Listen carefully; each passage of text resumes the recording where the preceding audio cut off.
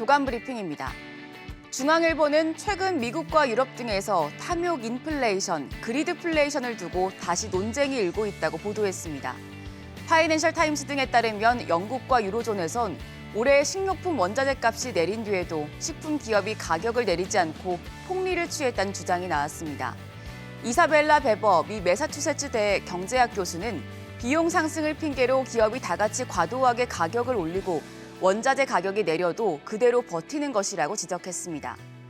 그러나 코로나19와 러우 전쟁으로 인해 공급망이 재편되고 노동시장이 타이트해지면서 생산 비용이 오른 근본적인 요인이 더 크다는 반론도 있습니다.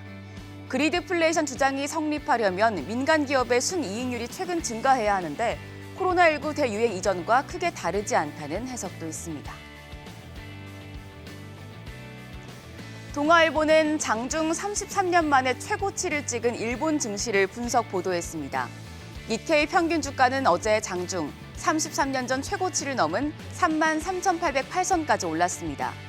일본 증시는 지난해 말부터 이번 달 17일까지 약 11개월간 29% 상승했습니다.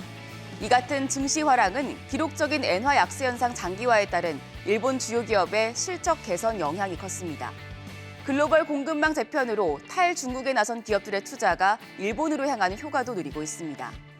증시만 놓고 보면 잃어버린 30년에서 마침내 벗어난 것이 아니냐는 해석도 나옵니다. 하지만 길어진 엔저로 소비가 침체되고 일본 기업 실적이 언제라도 악화될 수 있어서 경제 체력 회복에 따른 체질 개선은 아직이라는 지적입니다.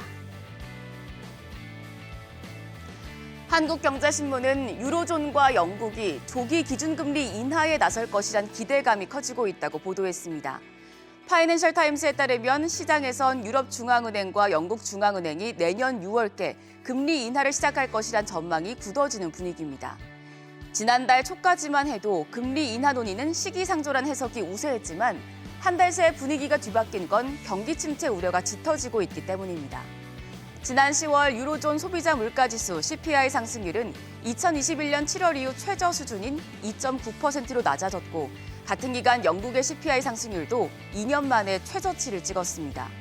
이렇게 물가 상승률이 눈에 띄게 둔화했고 소비와 생산 등 경제 지표까지 악화하면서 완화적인 통화 정책을 펴야 할 필요성이 커지고 있다는 분석이 나옵니다. 경향신문은 극우 성향의 하비에르 밀레이 후보가 아르헨티나의 차기 대통령으로 선출됐다고 보도했습니다.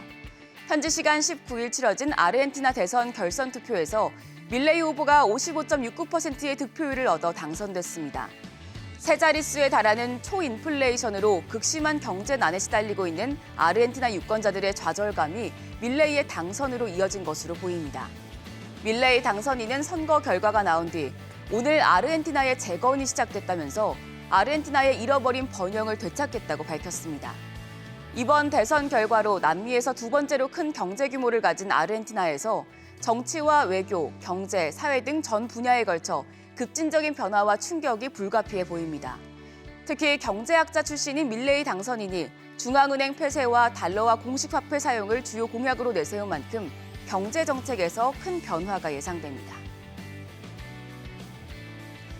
마지막으로 매일경제신문은 올해 회복세를 보였던 서울 아파트 시장이 다시 주춤하고 있다고 보도했습니다. 한국부동산원에 따르면 전국 아파트 실거래가 지수는 지난 15일 기준 전월 대비 마이너스 0.25%를 기록하며 상승세가 8개월 만에 꺾였습니다.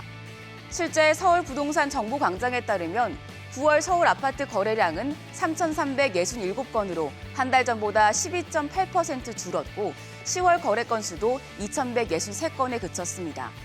시장을 견인했던 서울 강남 3구, 강남과 서초, 송파에서도 하락 거래가 속속 나타나고 있습니다. 고금리가 지속되고 경기 침체 우려가 커지면서 매수인들이 관망세로 돌아서는 분위기입니다.